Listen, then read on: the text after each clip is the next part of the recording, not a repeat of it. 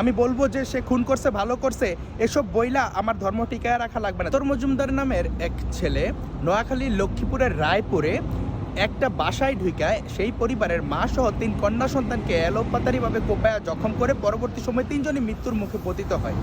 সেখানকার স্থানীয় জনতা তাকে পাকড়াও করে এবং তাকে গণধোলাই দেওয়ার পরবর্তী সময়ে সেও মৃত্যুর মুখে পতিত হয়। কিন্তু এই জিনিসটা খুবই আফসোসের ব্যাপার যে তাকে আসলে পাকড়াও করা উচিত ছিল এবং তার থেকে এটা তদন্ত করে বের করা উচিত ছিল যে এই ঘটনার পেছনে কারণ কি, কারা তার উস্কানিদাতা বা পিছনে কেউ ছিল কি না। এই ন্যাক্কারজনক ঘটনা ধর্মবর্ণ নির্বিশেষে সকলের জন্য খুবই বেদনাদায়ক। খুনি যেই হোক, ভিকটিম যেই হোক, রাষ্ট্রের কাছে আমাদের বর্তমান সময় আবেদন যেন তদন্ত করা বের করা হয় যে এই ঘটনা কেন ঘটছে।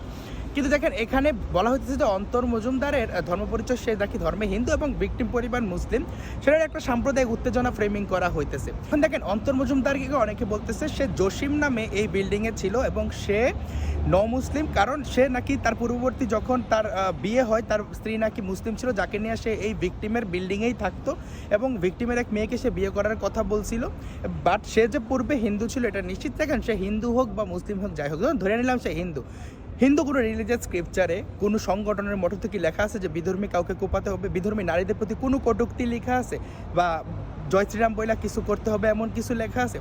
দেখেন এখানে কোনো অহিন্দুর সম্পদ লুটপাটের কথা বলা হয় না, অহিন্দু নারীর প্রতিও কোনো বিদ্বেষ করা হয় না, অহিন্দুকে কোপাইলে কি হবে সেটা নিয়েও কোনো ঘৃণা পোষণ করা হয় না। আপনার হিন্দু রিলিজিয়াস স্ক্রিপচারে দেখতে পারেন। এখন সে ধরেন ধর্মে হিন্দু, তাহলে সে যদি খুন করে এটাকে হিন্দু ধর্মের সমস্যা নাকি তার মানসিক বিকৃতি? কোনো ধরনের প্রমাণ ব্যতীত ছড়ানো হইতেছে সেই ইসকন হইলে সে নিরামিষ খাইতো, তার টিকলি থাকতো, তার বসন থাকতো, সে ব্রহ্মচর্য পালন করতো, সে নাকি গোবিন্দ প্রামাণিকের হিন্দু মহাজোটের সদস্য, তাহলে তো তার হিন্দু মহাজোটের যে কার্যক্রমের ছবি থাকতো, কোনো প্রমাণ আছে, কোনো মিডিয়া দেখাতে পারছে? কিন্তু ইসকন বা ছাত্র মহাজোটের কোথায় লেখা আছে যে বিধর্মী কোনো নারীর প্রতি এমন বিদ্বেষপূর্ণ আচরণ করতে হবে, বিধর্মী নারীদেরকে কোনো ধরনের কোনো অসম্মানজনক কোনো উপাধিতে ভূষিত করা হয়েছে? ধরনের প্রমাণ ব্যতীত টার্গেট করা হয়েছে সেই ইসকন, সেই ছাত্র মহাজোট, সে এসে কিন্তু যারাই ফ্রেমিং করে মৌলবাদী গোষ্ঠীর কাছে কিন্তু জাস্ট মিডিয়ার সামনে রাখার বিষয় ইসকন এবং ছাত্র মহাজোট, তাদের মেইন বিদ্বেষ কিন্তু হিন্দু সম্প্রদায়ের ইন জেনারেল সবার প্রতি। সুতরাং এই জিনিসটা আপনাদেরকে বুঝতে হবে।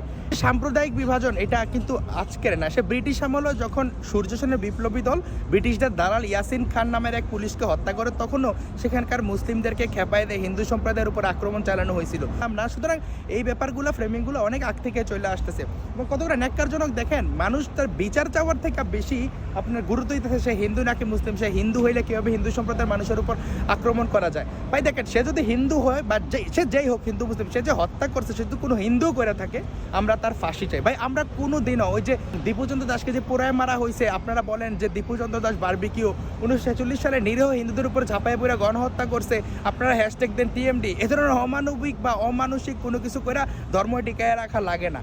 আমি বলবো যে সে খুন করছে ভালো করছে এসব বইলা আমার ধর্ম টিকায় রাখা লাগবে না। যারা বলছে এরাও কুলাঙ্গার, এরাও আমার ধর্মের ধারণ করে না। এ ধর্ম সনাতন আগে ছিল, বর্তমানে আছে, পরবর্তী সময়ও থাকবে। সুতরাং এই ধরনের অমানবিক বর্বর অমানসিক কার্যক্রম করে মানুষ হত্যাকারীকে ধর্মীয় ভ্রাতৃত্ববোধের কারণে বাঁচাইয়া দেয়া কোনো মানুষের লক্ষণ হইতে পারে না।